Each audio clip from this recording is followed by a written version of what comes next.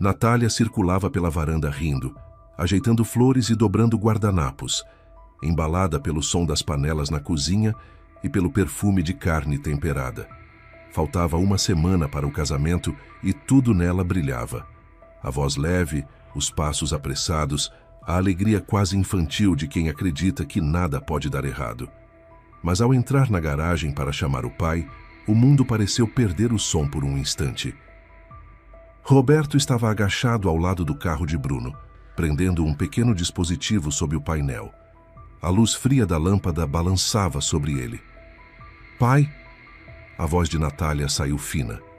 Ele ergueu o rosto, sério demais para aquele dia tão feliz. "Sua mãe anda desconfiada, filha." O coração dela tropeçou dentro do peito. O cheiro de gasolina, o tique metálico das ferramentas, o olhar preocupado do pai, tudo se misturou numa onda de inquietação. Natália não sabia o que temer, mas naquela noite, sozinha no quarto, as mãos tremiam antes mesmo de apertar o play. O brilho da tela iluminou seu rosto, e no instante seguinte, suas pernas fraquejaram. Ela viu algo que não conseguia compreender, e que mudaria tudo. Olá! Antes de começarmos esta história que vai mexer com suas emoções, aproveite para verificar se você já está inscrito no nosso canal. Se ainda não está, clica naquele botãozinho de inscrição e ativa o sininho para não perder nenhuma história nova. E conta aqui nos comentários de qual cidade e país você está nos acompanhando. Adoramos saber quem está do outro lado da tela ouvindo nossas histórias. Agora prepare-se, porque o que você vai ouvir envolve amor, desconfiança, segredos guardados por anos e uma reviravolta que ninguém esperava. Vamos lá! Os preparativos finais para o casamento de Bruno e Natália estavam a todo vapor. O casamento solene não era questão trivial, e então os noivos decidiram seguir o caminho tradicional ainda mais elaborado. Planejavam se casar no civil e no religioso, com todos os procedimentos agendados para o mesmo dia. Só precisavam garantir que tudo saísse perfeito. Os pais de Natália já estavam agitados, e ainda restavam perguntas sem resposta. Por isso, exatamente 7 dias antes do dia X, decidiram reunir todos na chácara da geração mais velha para discutir tudo novamente. Helena, mãe de Natália, observava o futuro genro. Às vezes, ainda com certa desconfiança, pensava: esse Bruno é completo, simplório, sem manias e sempre se dá tão bem com Natália. Mas por que meu coração dói tanto, como se houvesse alguma falha oculta nele que não consigo enxergar? Talvez devesse falar com Roberto sobre minhas dúvidas. Talvez ele tenha uma ideia inteligente. Roberto e Helena estavam casados há quase 30 anos e ainda se adoravam profundamente. Era uma vez, construíram sua riqueza centavo por centavo. É engraçado dizer isso, mas a própria Helena construiu seu negócio de fazer trabalhos acadêmicos para alunos de ensino à distância. Ela mesma havia conseguido se formar em gastronomia, acabara de voltar da licença maternidade e não sabia onde encontrar um emprego que fosse fácil e bastante lucrativo. As curvas sinistras giravam lá fora pela janela. Os selvagens anos 90, como eram chamados na época. Desemprego por toda parte, ex-professores e engenheiros vendendo todo tipo de quinquilharia nos mercados para sobreviver. E ela, Helena, considerava-se com sorte. As pessoas não morreriam de fome para sempre, dariam um jeito de sobreviver e buscariam sempre a excelência. O Instituto de Ensino à Distância na área de alimentos sobreviveu e até se saiu muito bem. A Universidade da capital formava profissionais em tecnologia alimentar e também chefes de alta classe. Todos os alunos trabalhavam em algum lugar perto dos produtos que estudavam, e para os trabalhos acadêmicos que Helena desenvolvia, alguns tinham acesso e estavam dispostos a pagar com produtos, enquanto outros tinham as geladeiras vazias, sem encontrar nada comestível. Helena tinha as sacolas cheias de trabalho que arrastava para casa. Os professores não davam muita atenção às repetições em trabalhos acadêmicos e relatórios. Pelo amor de Deus, o que de novo se pode inventar na produção de linguiça e panificação? Essas tarefas eram semelhantes entre si, como irmãos gêmeos. Por isso, Helena se sentia absolutamente tranquila. Queijo fresco, linguiça defumada, presunto tenro, peito de peru, era isso que ela preparava no café da manhã para ela e Roberto. Apenas elogios gentis de alunos compreensivos para a senhora sentada na sala do coordenador, fazendo trabalhos. No fim das contas, tudo era justo. As notas de alguém nos livros e, para alguém, um jantar delicioso com iguarias. O princípio de troca. Aquela fase próspera na vida da família Santos nunca foi apagada da memória. Ambos sempre se lembravam com um sorriso. Helena conseguiu ajudar muito o marido no início de sua carreira nos negócios. Enquanto ela recebia ofertas de comida e envelopes com dinheiro, Roberto estava lançando as bases para o futuro bem-estar material. Agora, Roberto tinha uma empresa conceituada no ramo de transporte ferroviário de contêineres. A renda estável permitia que garantissem uma retaguarda segura, sem hipotecas ou empréstimos relacionados à habitação, um apartamento no centro da cidade, uma chácara em condomínio fechado com um grande terreno. Carros de luxo definhavam na garagem perto da casa. Ambos adoravam dirigir e aproveitar os benefícios do negócio sem ter que lidar com motoristas contratados. Já haviam se esforçado bastante com os presentes para o casamento da filha.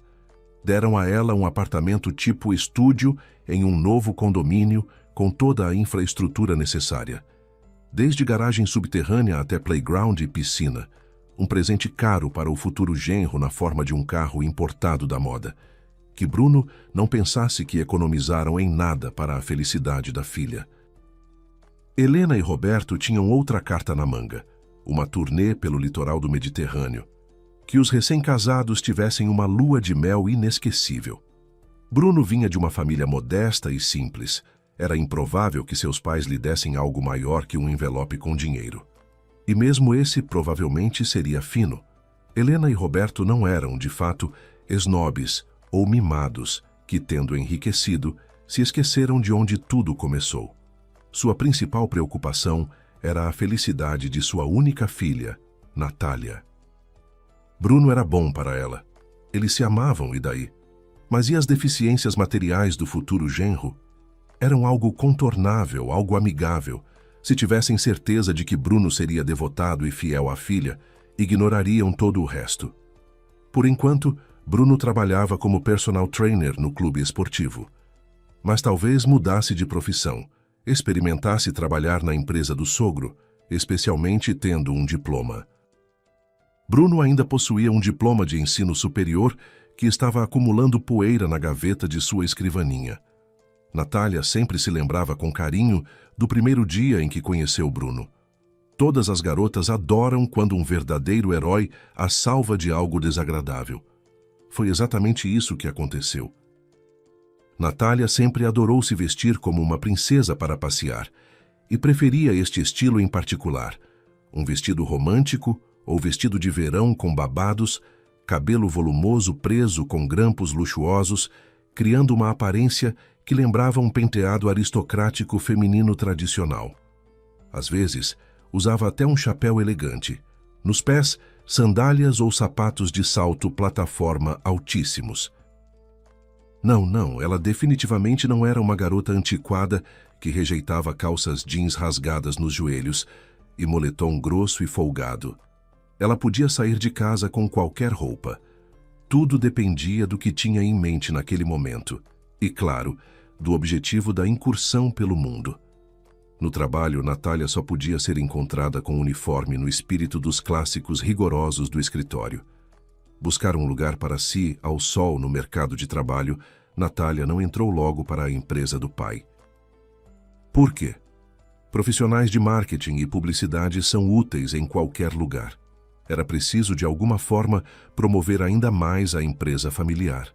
Para isso, tanto um site oficial brilhante seria útil, assim como slogans cativantes em outdoors pela cidade não seriam supérfluos. Natália desempenhava suas funções perfeitamente. Ela era uma pessoa respeitada na empresa, e não por ser filha de santos.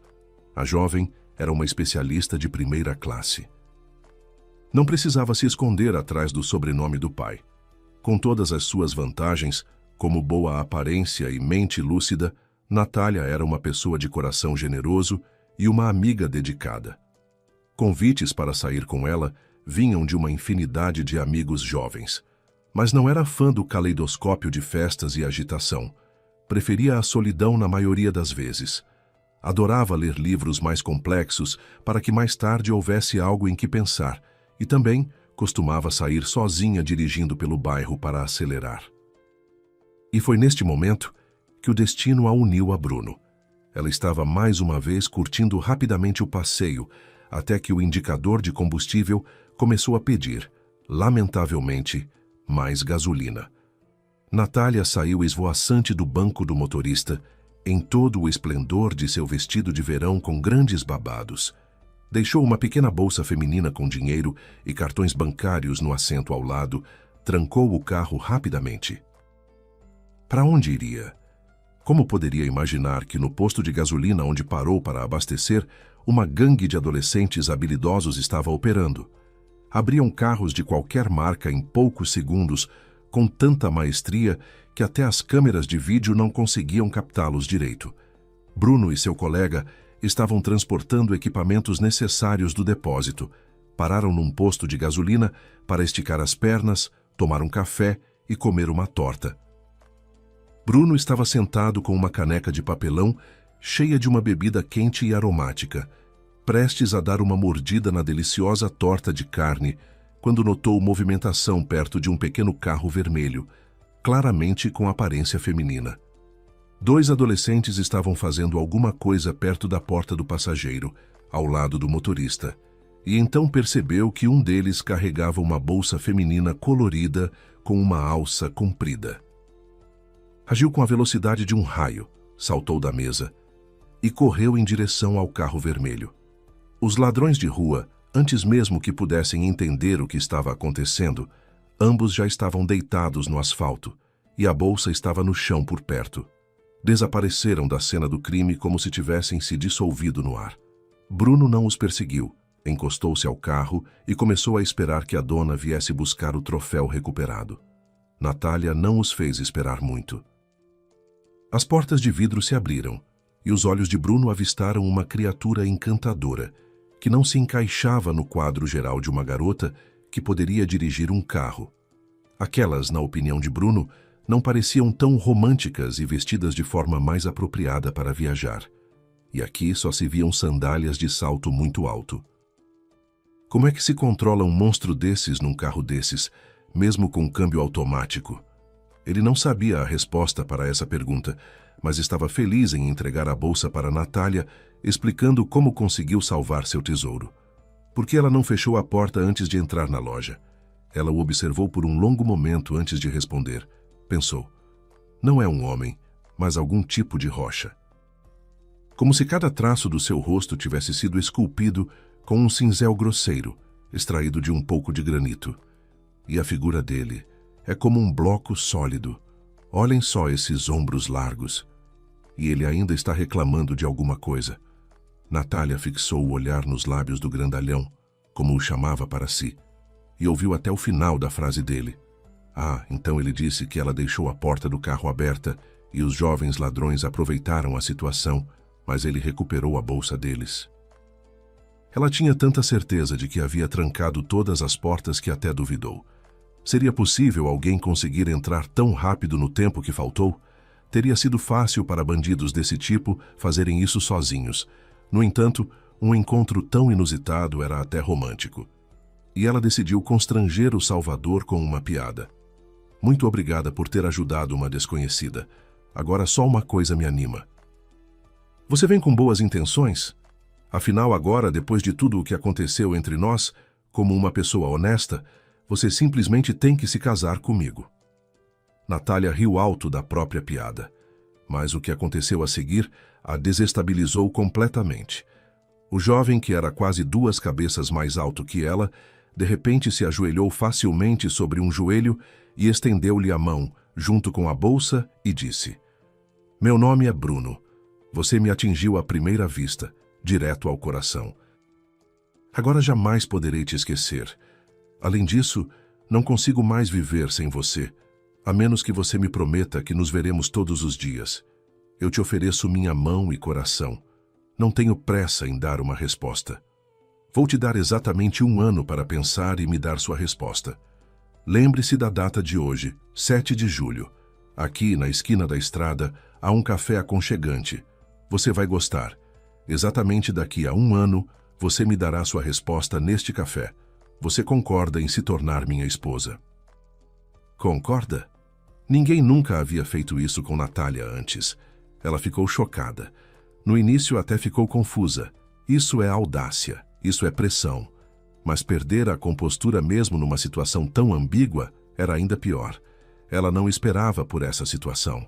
Pegou a bolsa das mãos do homem, com um gesto fingido tirou um pequeno leque de dentro, desdobrou-o em toda a sua glória e começou a se abanar teatralmente. Então, revirou os olhos e estendeu a mão para Bruno. Meu nome é Natália.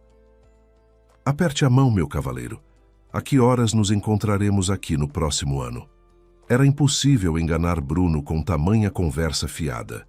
Sua resposta foi rápida e concisa. Pronto, anote seu número de telefone para que você possa realizar a outra parte do meu desejo. Ver você todos os dias. No calor de um dia de verão, em pleno outono dourado ou sombrio, no inverno com geada, no epicentro da exuberante floração da primavera. Natália sacudiu seus babados de forma brincalhona e sorriu. E você, Bruno, também não fica atrás. Diga-me onde nos encontraremos amanhã. A partir daquele momento, ambos foram arrastados para dentro, presos aos encontros diários. As regras de um certo jogo que ambos observavam sem questionar. Um dia seguiu o outro, e Bruno e Natália estavam com pressa para se verem depois do trabalho. Estavam se conhecendo aos poucos desde o porão. E Natália, para sua surpresa, logo descobriu que um dia sem Bruno era para ela uma espera que se transforma em tormento. O jovem era lacônico e falava de si mesmo sem entusiasmo. Escola, exército, faculdade, diploma de engenharia, que não aqueceu sua alma e não se tornou motivo para procurar emprego na área. De forma sucinta, admitiu que esportes e atividades físicas lhe eram mais familiares, então ainda planejava terminar a faculdade de educação física. Não deveria haver atrasos. Era candidato a mestre do esporte em luta livre, estilo livre e até natação. Seus pais sempre cuidaram muito bem de sua saúde. Nunca tiveram dinheiro para clubes e sessões pagas em sua família, mas mesmo na escola, era enviado para todos os treinos possíveis e impossíveis, um atrás do outro. Além disso, os treinadores, praticamente todos, acharam suas habilidades físicas bastante promissoras. Mas sua altura parecia um pouco excessiva, grande, quase 2 metros. Isso não é conveniente para todos os esportes. Bruno treinava, ia à academia e à piscina até receber o título de candidato a mestre. Em seguida, como se fosse combinado, veio o serviço militar na hora certa. Após a conclusão, foi-lhe oferecido insistentemente que permanecesse e continuasse a trabalhar sob contrato, mas ele estava com pressa para chegar em casa, onde negócios o aguardavam. Não havia mais detalhes sobre o passado de seu namorado que Natália conseguisse tirar dele. Eles se conheceram no verão e, de fora, provavelmente pareciam um casal muito estranho. Um pouco à la Turgenev. Uma jovem sentimental e um valentão enorme com punhos enormes. Natália nem sequer contou nada sobre Bruno, aos amigos ou pais. E tudo porque ele conquistava seu coração muito devagar, não importunava e não tentava soltar as mãos quando gentilmente a abraçava para se despedir. E quando a animada Natália não resistiu e lhe perguntou sobre todas essas peculiaridades, ele explicou: "Você se tornou muito querida para mim, e eu te trato com carinho. Sou muito sensível a você. Não quero te pressionar para nada. Mesmo que você decida que não sou ousado e inexperiente, mais tarde terei tempo para provar que você está errada." Natália, em sua experiência pessoal como mulher, tinha que considerar algo tão tolo quanto girar a garrafa na escola, quando beijou metade dos garotos da classe. É só aparência. Ela é toda profissional e determinada. Na realidade, ainda não tinha tido namorado nem um homem. Simplesmente aconteceu assim. No início, seus pais não lhe deram folga, obrigando-a a voltar para casa mais cedo dos encontros de jovens. Certificaram-se de que ela não se deixasse levar pela bebida e, certamente, não pensasse em experimentar os efeitos de substâncias ilícitas por conta própria. Como resultado, Natália acabou não sendo exatamente avançada em muitas questões pelos padrões modernos, mais teoricamente do que na prática. Simplesmente não se metia de cabeça em nada com ninguém, se percebesse que a situação era precária, e desapareceu. Isso aconteceu um dia durante um piquenique com amigos nos arredores da cidade. O anfitrião da festa anunciou: "Pessoal, vamos nos divertir muito." Os rapazes e as garotas assimilaram a mensagem à sua maneira. Rapidamente, todos ficaram bêbados com champanhe, dividiram-se em pares e se dispersaram para quartos separados. Natália também arranjou um cavalheiro. Poderia até dizer que ele era muito simpático. Mas quando se viu sozinha com ele com a porta fechada, a ideia de que era hora de tentar não lhe passou pela cabeça. Disse que estava com sede e precisava ir buscar algo para beber. Nunca mais voltou para o quarto. Dormiu até o amanhecer no banco de trás do carro. De manhã, aquele rapaz torceu o dedo na têmpora de forma ostensiva, insinuando que ela não era deste mundo. Presa a conceitos da idade da pedra. Recebeu apenas um pouco de diversão sem obrigações. Ninguém buscou seriamente sua atenção. Esse incidente insignificante ensinou Natália a ser ainda mais seletiva. Passou a ir aos encontros da galera com menos frequência, no máximo para despedidas de solteira específicas. Chegou ao ponto de até Helena começar a provocá-la. "Filha, você, com todo esse trabalho e amor pela leitura, não se deu ao luxo de uma vida social? Nem pense nisso. Você não pode mais ir às festas de família comigo e com seu pai, e lá você conhece muitos noivos promissores do nosso círculo. Por favor, não se esqueça de que eu e seu pai ainda queremos ter tempo para cuidar dos nossos netos." Natália cortava imediatamente pela raiz qualquer conversa desse tipo com os pais. Seu instinto lhe dizia persistentemente: "Você terá tudo, um homem amado, família e filhos. Tenha paciência e espere. Sua felicidade não vai falhar." Natália acreditava em si mesma, e quando conheceu Bruno, quase imediatamente percebeu: é isso, essa sensação muito real que acontece entre um homem e uma mulher. A relação mais sincera vista no parceiro, quando você tem certeza de que ele vive e respira apenas por você. Você acredita incondicionalmente e confia nele, até nas coisas mais íntimas. Natália agora pensava frequentemente: que bom que não me desperdicei com um fiasco. Bruno é o homem destinado a mim. Nunca antes eu tinha pensado nessas coisas, mas é com ele que gostaria de me casar e criar nossos bebês juntos. Natália e Bruno se aproximaram na noite de Ano Novo, e isso se tornou uma grande descoberta e revelação para ela. Ela não tinha ninguém com quem comparar seu primeiro homem, mas algo lhe dizia que tamanha abundância de ternura nem todos chegam a conhecer. De manhã, um cavaleiro grande e forte trouxe café da manhã na cama para sua amada. A linguiça e o queijo foram cortados de forma um tanto desajeitada. Uma xícara pequena de café nas mãos de Bruno parecia um dedal. No prato de sobremesa, 2 gemas de ovo brilhantes repousavam sobre uma almofada branca de clara, ligeiramente acastanhada. E tudo isso foi tão comovente que arrepiou. Então Bruno olhou nos olhos dela e perguntou: "Você não se arrepende de nada, querida?" Consegui entender que, mesmo que eu não consiga dizer todas aquelas palavras importantes, tentarei demonstrar meu amor por você com ações. Quando Natália chegou no dia 1º de janeiro na casa dos pais, que estavam na chácara, até a pele dela brilhava de felicidade, sem falar nos olhos. A mãe e o pai entenderam tudo imediatamente. A filha estava prestes a passar por mudanças importantes em sua vida pessoal. Bombardearam-na com perguntas. "Natália, você encontrou alguém novo ou estou me enganando?" Esta é, claro, a mãe Helena. "Leve o noivo para conhecermos. Este é o pai, falando com voz grave."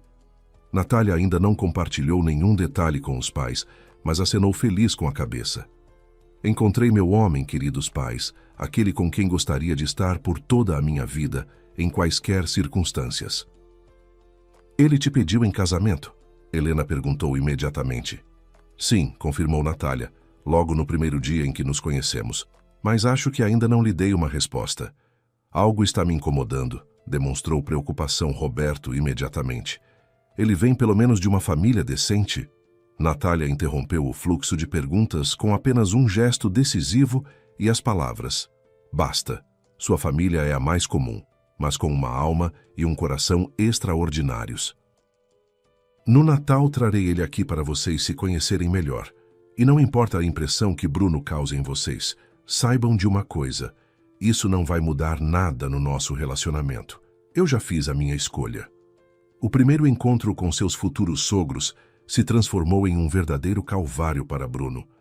Até mesmo o fato de que Natália sussurrava algo encorajador em seu ouvido não ajudava muito. Seus pais eram extremamente reservados.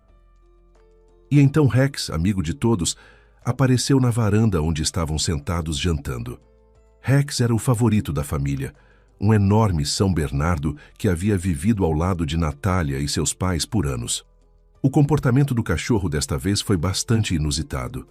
Aproximou-se propositalmente de Bruno e colocou sua cabeça grande no colo dele, permitindo calmamente que o convidado o acariciasse atentamente e, ao que pareceu a Helena e Roberto, suspirou em aprovação.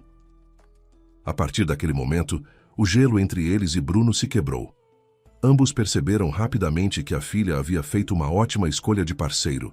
Até o Rex aprovava. Depois, houve mais reuniões. Agora, a geração mais velha permitia que Natália fosse aos encontros, mesmo em viagens de alguns dias, sem dúvidas. E enquanto a filha estava fora, Helena continuava raciocinando. Como homem, esse Bruno é realmente atraente. Aqui, eu entendo Natália como mulher. Ela é completamente pequena, parece a polegarzinha. Com ele não terá medo em lugar nenhum. E a história do encontro deles é um exemplo disso. Roberto às vezes se pegava pensando que sentia um pouco de ciúme da filha. Percebia que costumava ser o ídolo dela, um exemplo de verdadeiro cavaleiro. Agora as prioridades mudaram, mas como homem era razoável. Compreendia que ele e Helena não conseguiriam manter a filha perto deles pelo resto de suas vidas. Parecia que chegara a hora de entregá-la a outras mãos confiáveis. Estava apenas preparando mais um teste para o futuro genro, e se ele o passasse com honra, haveria casamento. Natália automaticamente colocava garfos e facas sobre a mesa, enquanto Bruno e Roberto preparavam todo tipo de delícias na churrasqueira. Todas as preferências foram levadas em consideração. Para os homens, a comida era mais substanciosa, com espetinhos de carne de porco e cordeiro. Para eles e Helena, peixe grelhado. Para todos juntos, cogumelos, batatas, legumes, um banquete sem motivo aparente. Antes do grande e luxuoso casamento, todos estavam um pouco nervosos e cada um se preocupava à sua maneira. Então Helena ainda estava pensando nos convidados. Será que não se esqueceram de convidar alguém? Se deixaram de incluir alguma pessoa importante na lista? Os pensamentos da noiva eram diferentes. Ela certamente não tinha medo de estar fazendo a escolha errada. Outra coisa a incomodava. Bruno era do tipo silencioso. Ela já estava acostumada com isso. Mas parecia-lhe que nos últimos dias algum tipo de tristeza o estava incomodando. Ele negava ao responder às perguntas dela, mas ela sentia com toda a sua intuição que ele não estava como de costume. Será que aquilo também o tinha afetado? O eterno medo masculino de alianças de casamento? Ela nunca havia duvidado de que o escolhido dela não era uma pessoa tímida. Mas será que isso se aplica ao casamento? Talvez estivesse se estressando sem motivo. Após enviar Bruno com os espetos para a mesa, Roberto foi à adega buscar vinho, desceu as escadas e desapareceu por um tempo.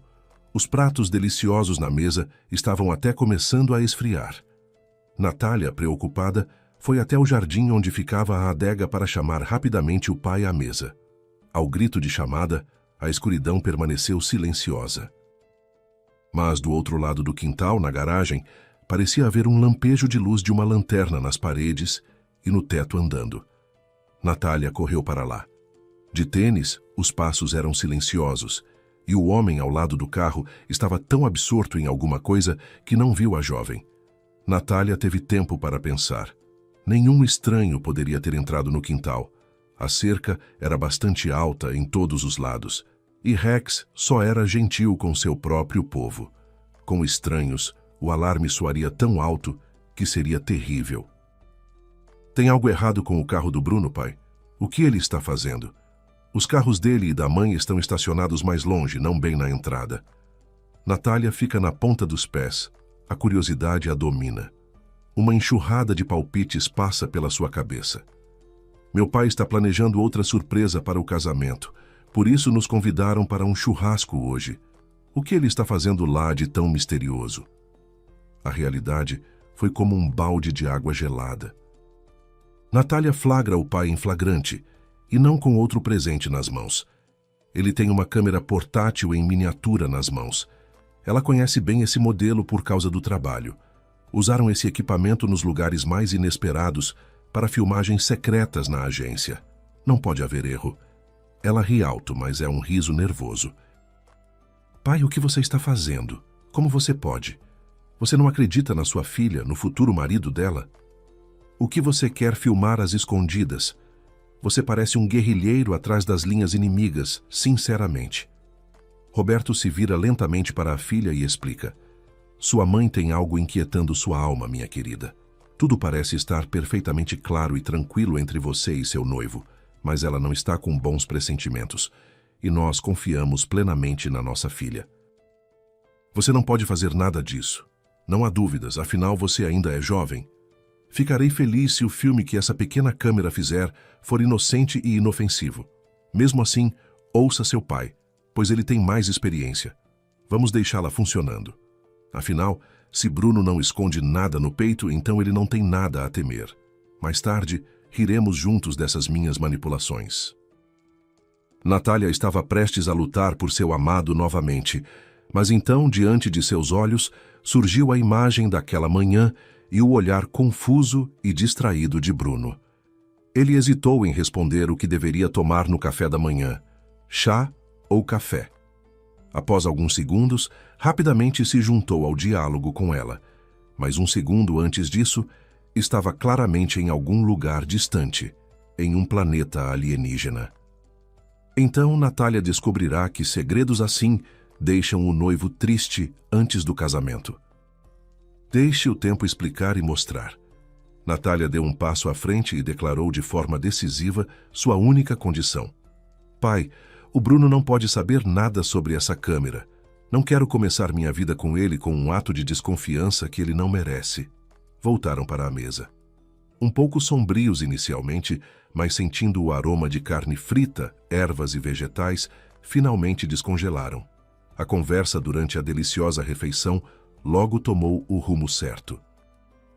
Discutiram os últimos detalhes e pequenos pormenores antes de um dia tão especial. Finalmente, Helena esclareceu mais uma vez se os pais de Bruno chegariam alguns dias antes. Já haviam combinado isso de antemão. Ele confirmou sua intenção de ajudar no que fosse preciso, e foi só nisso que se separaram. O tempo começou a contagem regressiva para o casamento, e assim os dias foram passando. 2 dias antes do casamento, Bruno avisou Natália na noite anterior que tinha assuntos de trabalho na região, que ficaria fora o dia todo. Só voltaria à noite. A noiva tinha salão de beleza, manicure, pedicure e procedimentos estéticos revigorantes na agenda. Certamente seu noivo não ficaria atrapalhando com as mãos e os pés, e então ele saiu. Bruno voltou, pelo menos foi o que pareceu a Natália, novamente sombrio, mas era evidente que estava fazendo todos os esforços para esconder isso. Jantaram em silêncio.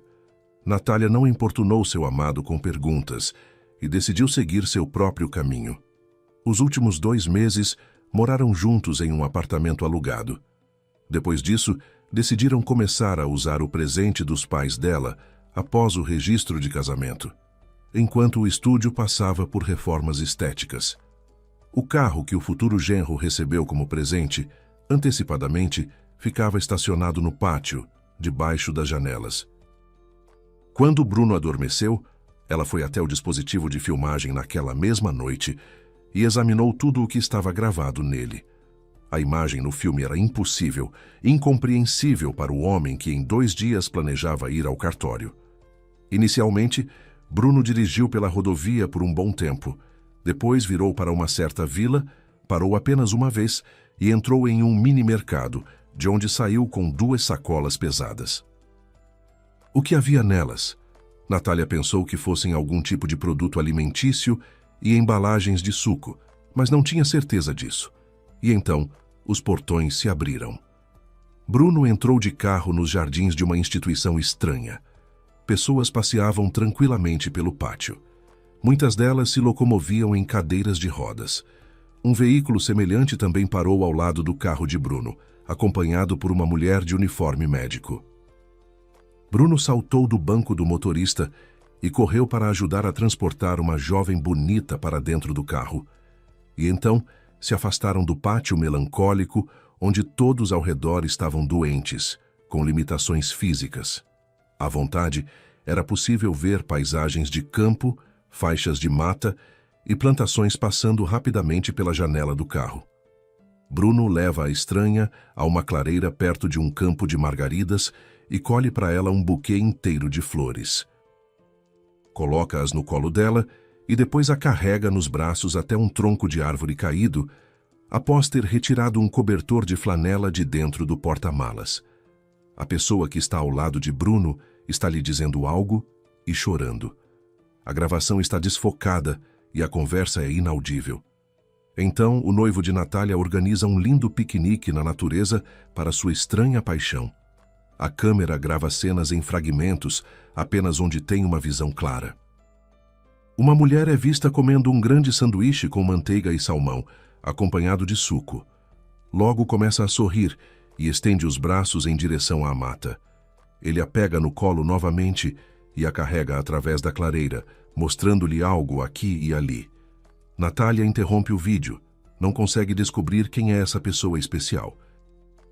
Por que Bruno está fazendo tanto alarde por ela? Por que ela, Natália, não sabe nada sobre essa mulher? Acontece que Bruno tem seu próprio relacionamento à parte, uma vida na qual não há lugar para sua futura esposa. Por que então decidiu não só ir ao cartório, mas também casar com ela? Isso é injusto. As lágrimas de Natália escorrem pelo rosto, movidas pelo ressentimento. Mas ela reúne coragem e assiste à gravação até o final. A descoberta máxima é uma conversa entre Bruno e a mulher, já no carro. Natália o ouve muito claramente, cada palavra, cada letra. Bruno, eu não sei como continuar vivendo. Estou contigo, minha querida Olivia. Vamos criar nosso pequeno. Vamos superar isso. Natália sente como se um abismo tivesse se aberto diante dela. O que é isso? Por que o mundo é assim tão cruel? Ela não merecia nenhuma traição ou infidelidade. Invadiu o apartamento onde o noivo dormia tranquilamente, como uma fúria. Bruno acordou atônito. Natália atirou a câmera com o gravador bem na cara dele, gritando: "Como você pôde fazer isso comigo? E eu ainda não acreditava nas dúvidas da minha mãe sobre você." Ela continuava dizendo que havia algo escondido, um fundo duplo inacessível. E o que acabou sendo na realidade? Você tem outra mulher, aquela com quem estava ao mesmo tempo que eu, e vocês terão um filho juntos. Não haverá casamento.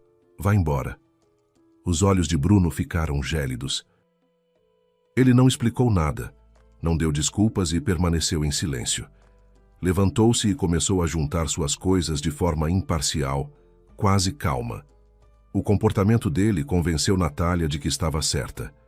Tinha se enganado sobre a pessoa amada. O escolhido era suspeito. Ele não era quem dizia ser. Enganara cruelmente sua confiança. Eles não tinham mais futuro juntos. Natália repetia esses argumentos para si mesma. Estava com medo, estava sofrendo. Por que Bruno permanecia tão teimosamente em silêncio? Ele não interrompia o fluxo da raiva dela. Não tentava acalmá-la e não queria explicar nada. Quando o agora ex-noivo bateu a porta da frente com força, ela perdeu todas as forças. Natália desabou, chorando amargamente.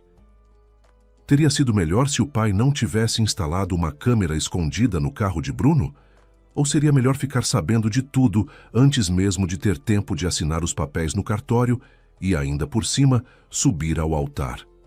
Meia hora depois, a ex-noiva se acalmou um pouco e ligou para os pais para contar que o casamento estava cancelado. Helena e Roberto receberam a notícia com compreensão. O pai apenas perguntou: será que minhas investidas com a câmera abriram seus olhos? Acontece, filha. Agora não vou te perguntar nada. Mamãe e eu aceitaremos qualquer decisão que você tomar. Afinal, o mais importante para nós é que você seja feliz e esteja em paz. Acredite em mim, Bruno não é o último e nem o único homem na sua vida. Você ainda vai encontrar a sua pessoa e tudo vai dar certo, concluiu Roberto. Algum tempo depois, Olívia estava sentada em sua cadeira de rodas à sombra de árvores frondosas.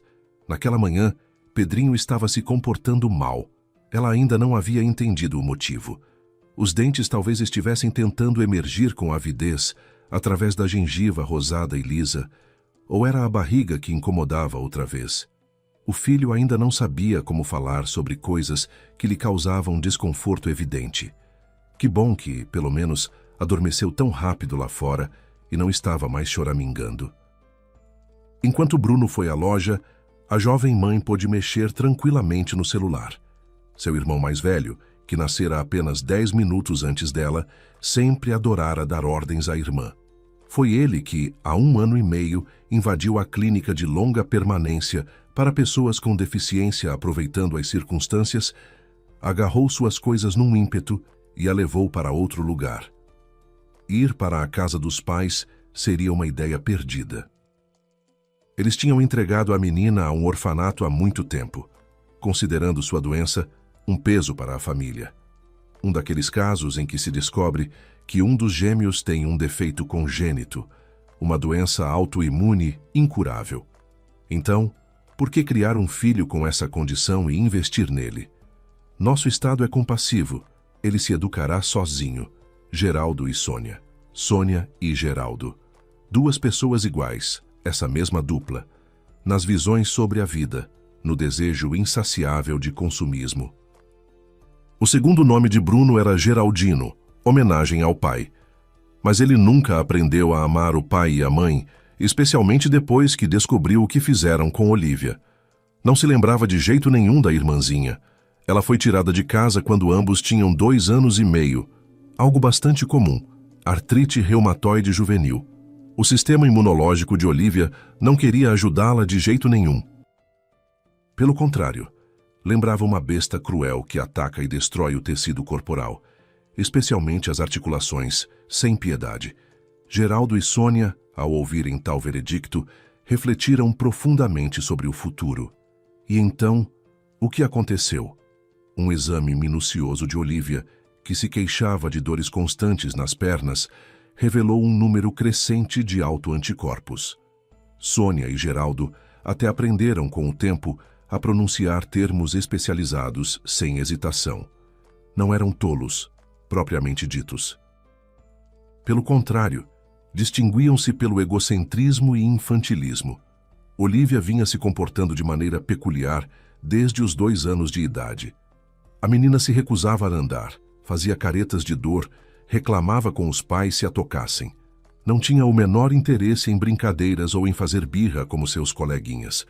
Começou a chorar ao ver pessoas de jaleco branco depois de ser internada de ambulância, novamente com muita dor.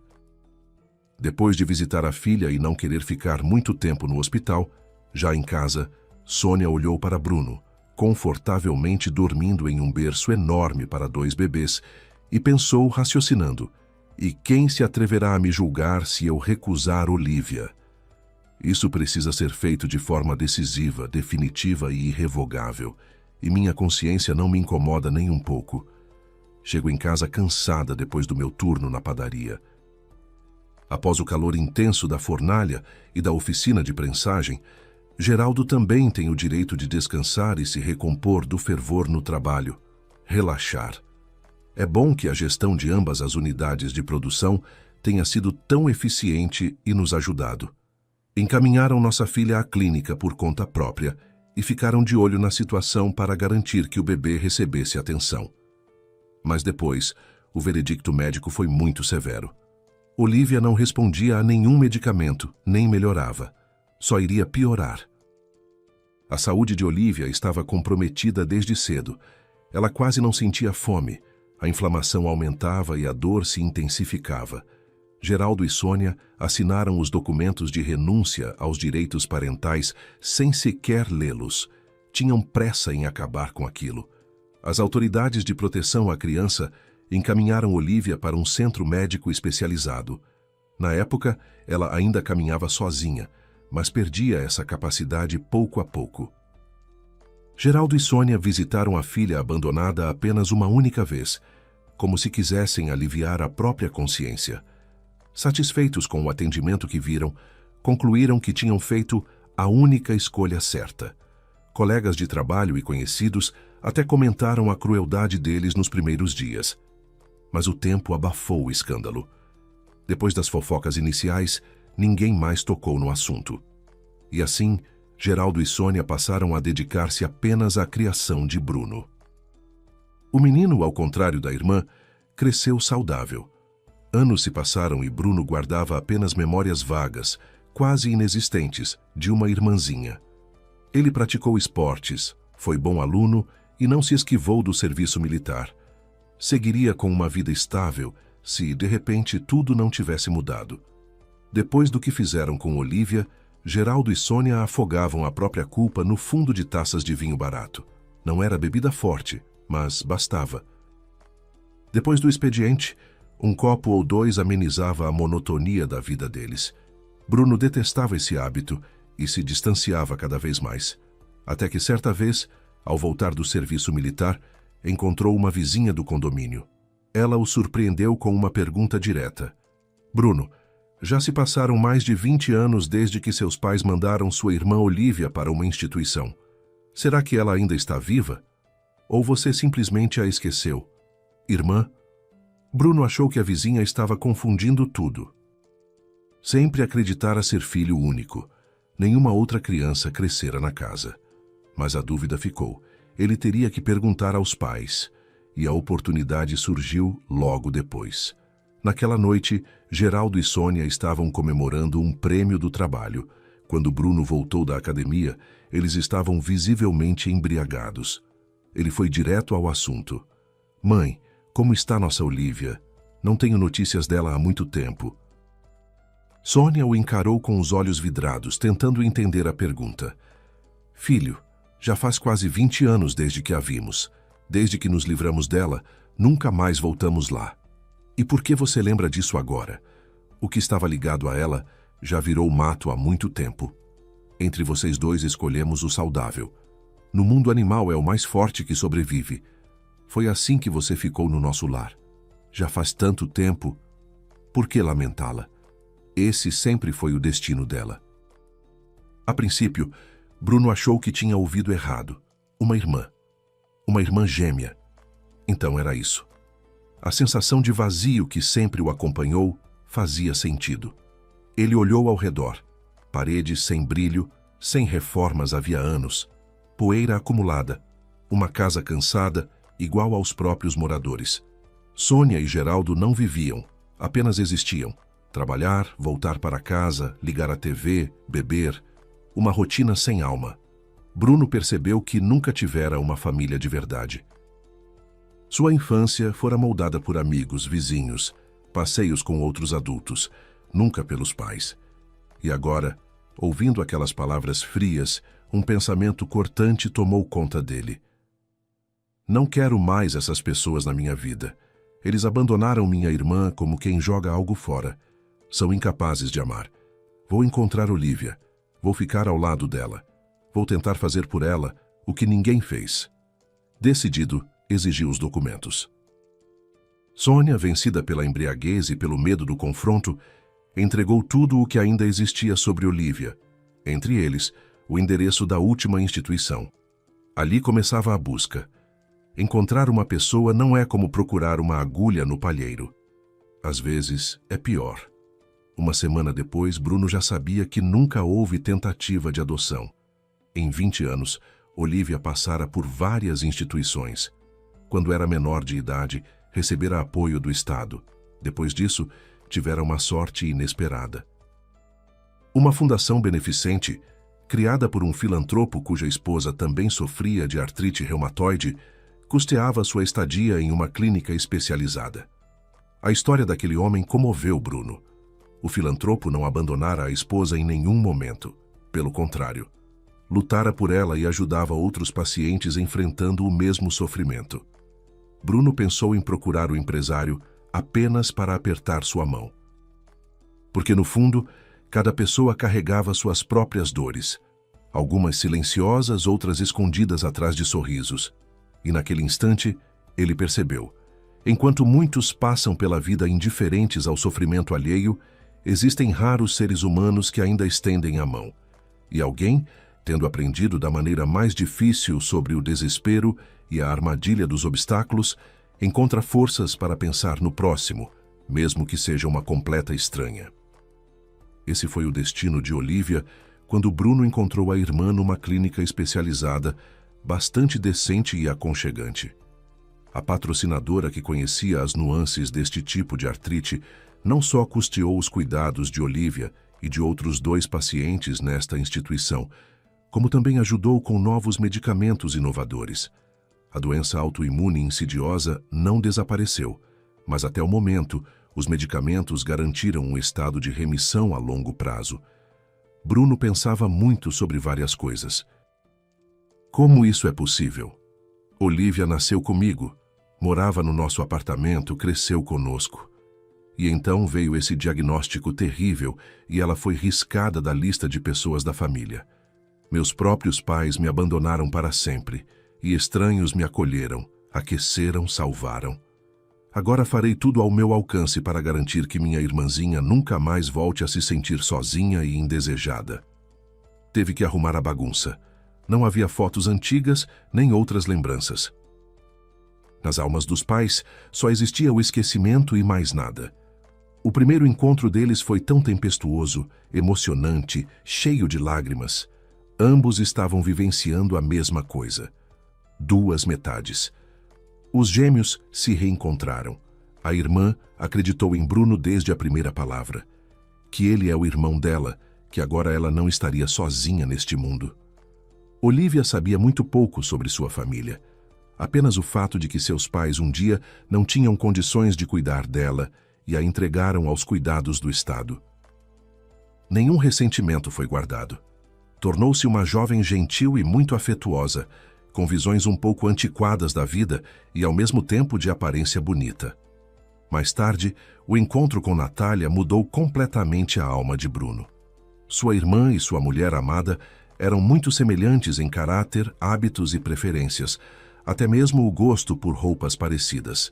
Ele ia contar tudo para sua noiva, mas os pais dela eram muito exigentes. Não tolerariam o fardo de um genro com responsabilidades extras. Iam querer que toda a sua atenção se voltasse apenas para sua esposa. Bruno não ia fazer o segredo da presença de uma irmã com deficiência em sua vida, e ele não pretendia sobrecarregar Natália com a participação no destino de Olivia. Por isso, se manteve em silêncio até o fim. Quando ele e Natália começaram a namorar todos os dias, ele a tratava como uma flor exótica e estranha. Claro que, por enquanto, não envolvia sua escolhida em assuntos tão amargos de sua família. Quase não via os pais, mas para que isso não despertasse suspeitas desnecessárias, disse a eles que ia se casar e até os convidou para a celebração que se aproximava. Bruno ia contar tudo para Natália mais tarde. Tinha medo de que ela não entendesse, mas não aprovasse seu amor ardente por Olivia. Frequentemente ouvia aquela velha canção que incluía os versos sobre acalmar mágoas. A clínica tinha se tornado quase como um lar para ele. Realmente esperava que Natália entendesse tudo e não o deixaria para sempre. Às vezes as dúvidas arranhavam sua alma, então não queria esperar. Queria que seu amado se abrisse agora, deixasse que o aceitasse com todos os seus problemas e esperanças. Mas algo sempre o impedia. e dizia para si mesmo: ainda não é a hora, posso fazer isso mais tarde. Então Olivia se deparou com um novo problema, embora ele realmente não soubesse se era possível chamar isso de desastre. Olivia se apaixonou por um residente que estava fazendo estágio em suas instalações médicas. Costumava haver muitos rapazes jovens na clínica, mas esse futuro médico era com ela de alguma forma especialmente gentil e atencioso, e um quebra-cabeça começou a se encaixar em sua cabeça. Ele também veio até ela não indiferente. Esse tipo de paixão pelo médico é bastante comum. Mas onde Olivia sabia disso? Na verdade, Otávio estava aprendendo os meandros da comunicação espiritual com pessoas com deficiência. Sonhava em se tornar um psicoterapeuta excepcional, como seu pai, que ganhava muito bem trabalhando em todas essas questões emocionais e gestálticas. A primeira piada dirigida a Olivia foi a frase: "Você é Olivia e eu sou Otávio. Nossos nomes soam parecidos." E senti isso como um bom sinal ao escolher minha pupila nesta instituição. Vamos nos conhecer em breve. Estou interessado em tudo sobre você. Então compartilhe comigo o que está te incomodando. Ele deliberadamente não continuou o diálogo em voz alta com a frase: "E nós trabalharemos juntos para superar todas as suas dúvidas e tristezas." Por que sua paciente deveria saber mais? Ele construiria pontes com essa jovem, ouviria e consolaria, e depois anotaria tudo cuidadosamente em sua agenda de trabalho e consultaria o pai. Como fazer o paciente esquecer completamente por um tempo da deficiência, estar feliz mesmo vivendo entre quatro paredes, sob supervisão? Sentiu pena dessa linda paciente com uma alma romântica. Com ela, seria claramente possível combinar negócios com prazer e alcançar resultados significativos com seu estado psicológico. Com o tempo, Otávio escreveria uma dissertação sobre tais pacientes condenados a limitações eternas, sobre seu estado psicoemocional. Enquanto isso, estava coletando material, analisando até a própria alma dos enfermos.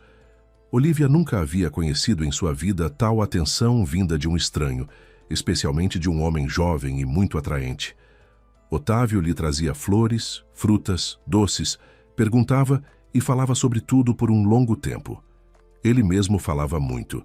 Tornou-se para ela uma espécie de guia para um mundo cheio de oportunidades tentadoras. E um dia a convidou para a cidade, para jantar em um restaurante. Havia concordado anteriormente com a administração em roubar condicionalmente sua paciente do hospital por um tempo. Queria tirar Olivia de sua zona de conforto habitual e ver como ela se comportaria. A ideia de que estava tentando levar sua Cinderela para uma terra mágica e, em seguida, cruelmente transformar seu carro de luxo em uma abóbora nem sequer passou pela cabeça do estagiário. O experimento valia a pena para seu trabalho de candidato. Não pensou nas consequências. Foi o melhor dia e a melhor noite da vida de Olivia. Estava sentada em uma cadeira de rodas perto da mesa junto à janela, e ninguém ao redor demonstrava qualquer interesse especial nela e em Otávio.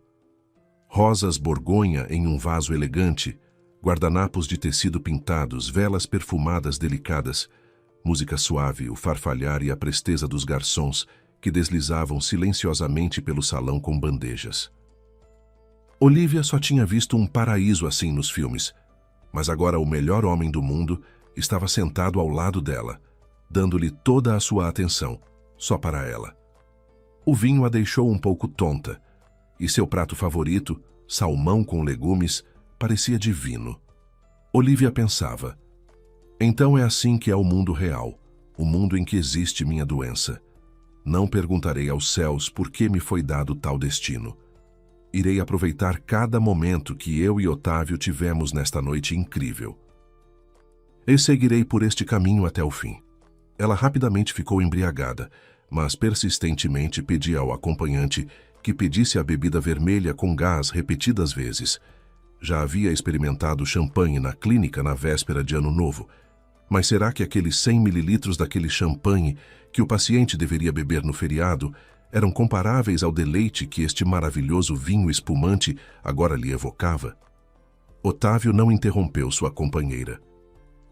Estava interessado em todas as suas reações psicológicas à mesa. Estava fazendo experiências. Ela obedeceu. Depois de 2 horas, percebeu que tinha ido longe demais com essa ideia. Sua acompanhante estava tão embriagada que já não apreciava nada do que estava acontecendo.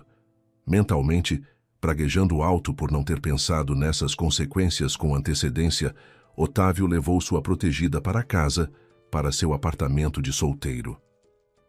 Para o apartamento, a paciente teve que ser carregada nos braços. Ela estava completamente inconsciente. Mas Otávio era um homem forte e deu conta do recado.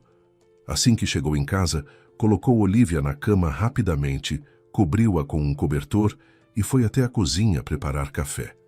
Teria que passar a noite de plantão. Deus o livre de que Olívia ficasse doente, ele não conseguiria evitar problemas no trabalho naquela época. Ela recobrou os sentidos pela manhã, deitada ao lado de Otávio, que a abraçava pelo pescoço com confiança. Ele não se lembrava de como ela o fizera dormir e como apareceu ao lado dela. Assim que ele se mexeu, ela imediatamente abriu os olhos e sussurrou: "Otávio, não vá. Eu te amo muito.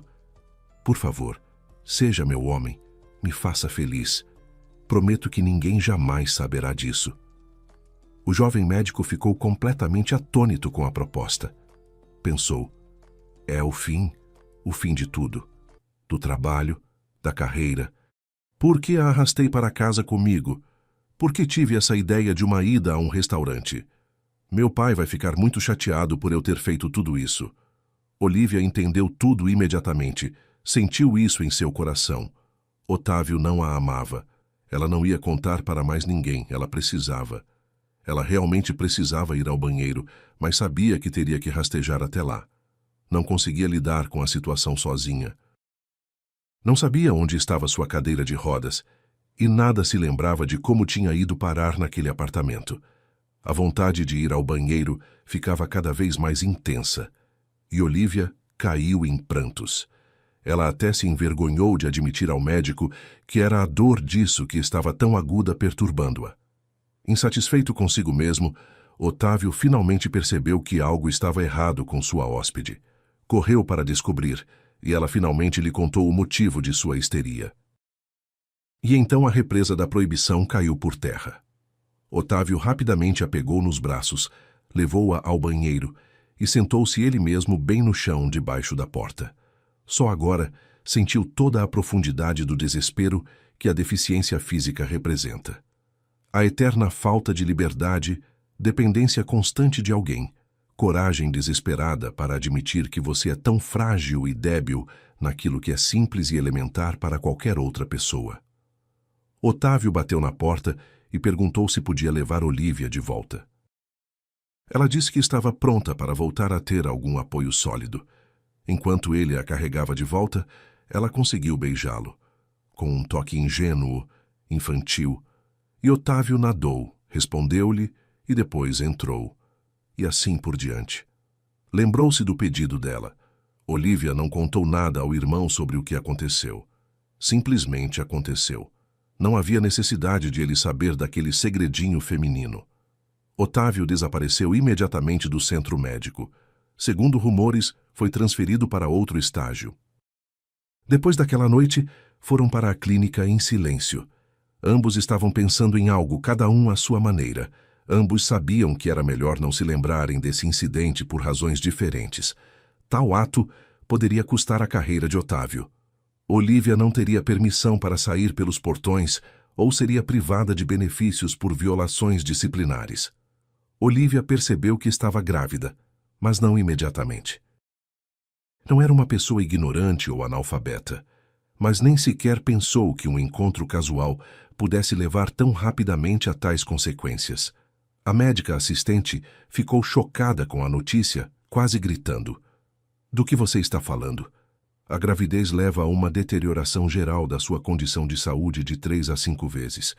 Não tenho certeza se você conseguirá levar esta gravidez a termo com sucesso. E a gestação já passou das 12 semanas. O que devo fazer com isto agora? Você ordena, minha querida."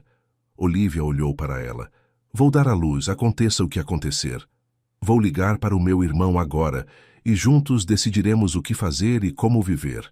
Além disso, sou muito grata à clínica pelos anos de estadia confortável que lá passei. Meu irmão vem tentando me convencer a morar com ele há um bom tempo. Parece que chegou a hora. Vou me encontrar com ele em breve e informarei você da minha decisão. A visita de Bruno a Olivia para uma conversa importante foi posteriormente registrada por uma câmera escondida. Bruno recebeu a notícia da chegada iminente do bebê com entusiasmo. Sua irmã já tinha tido tanto nesta vida de solidão. Chegou a hora de compartilhar seus fardos com ela. Bruno visitava a irmã no máximo uma vez a cada 2 semanas. Trabalhava arduamente, substituindo outros treinadores sempre que necessário. Realmente queria comprar um presente diferente para sua esposa e dar a ela uma lua de mel. E os presentes e doces surpresas para a irmã se transformavam em um bom dinheiro. Ele nunca fora um aproveitador. Recusou durante muito tempo o carro importado que Natália queria lhe dar, mas abriu mão da resistência ao ver a alegria nos olhos dela. Estava decidido. Iria se casar, trabalhar e construir uma vida ao lado da noiva. Mas a mensagem de Olivia sobre a gravidez desmontou todos os seus planos, e mesmo assim Bruno não recuou. Assumiu a responsabilidade. Dias após o cancelamento do casamento, buscou Olivia na clínica especializada e alugou um pequeno apartamento nos arredores da cidade. Esteve ao lado da irmã durante o restante da gravidez, carregando-a nos braços nos consultórios, acompanhando cada exame, fazendo os próprios check-ups. Para surpresa dos médicos, a doença autoimune dela permaneceu estável, sem melhora, mas também sem piora, o que já era uma bênção. Os dois discordavam apenas sobre um assunto. Olivia se recusava a revelar quem era o pai do bebê. Cumprira a promessa feita a si mesma, jamais envolver Otávio. Amava-o em silêncio e preferia proteger o próprio coração. Agora, porém, não estava mais sozinha. Tinha Pedrinho e tinha Bruno. Só faltava que o irmão também encontrasse sua felicidade. Foi então que, ao ver a pulseira luxuosa caída atrás do armário, o presente que Bruno nunca entregou a Natália, algo despertou dentro dela. 1 ano e meio havia passado, e Olivia finalmente compreendia que o motivo do rompimento permanecia escondido. O irmão não falava, mas sofria. Determinada, ligou para Otávio sob um pretexto médico. Ele não fazia ideia de que era pai. Ela apenas pediu que a levasse até uma casa em um bairro rural. Talvez, dessa vez, sua coragem ajudasse a consertar 2 vidas. Helena abriu a porta surpresa ao ver uma mulher em cadeira de rodas, imediatamente acolhida pelo cão da família. "Sou Olivia", disse ela, "irmã gêmea do Bruno. Vim esclarecer algo que vocês precisam saber. Aquela mulher no piquenique era eu. Eu estava grávida e Bruno assumiu tudo sozinho." Horas depois, Natália chegou e encontrou a mãe conversando com Olivia. Ficou rígida ao reconhecer o rosto da gravação. Helena tomou a palavra. "Minha filha, cometemos um erro terrível. Julgamos sem saber. Bruno cuidou da irmã, não de uma amante. Ainda dá tempo de reparar o que foi partido. Pessoas vivas podem consertar qualquer coisa." Ao partir, Olivia tinha certeza. Convenceria Bruno a voltar ali. E olhando para Otávio no carro, concluiu com serenidade que ele nunca saberia sobre Pedrinho. O irmão, porém, ainda podia reencontrar o amor. Natália, ela intuía, seria capaz de curar qualquer ferida que restasse no coração dele. Se você gostou desta história de amor verdadeiro, sacrifício e segundas chances, a próxima, que já está aparecendo na tela, também vai prender a sua atenção do início ao fim. Deixe seu gostei aqui embaixo. Compartilhe com alguém que precisa acreditar que os mal-entendidos podem ser desfeitos. E conte nos comentários o que mais te tocou nesta história. Foi a dedicação de Bruno pela irmã abandonada, a coragem de Olivia ao buscar a reconciliação ou o final feliz que todos mereceram?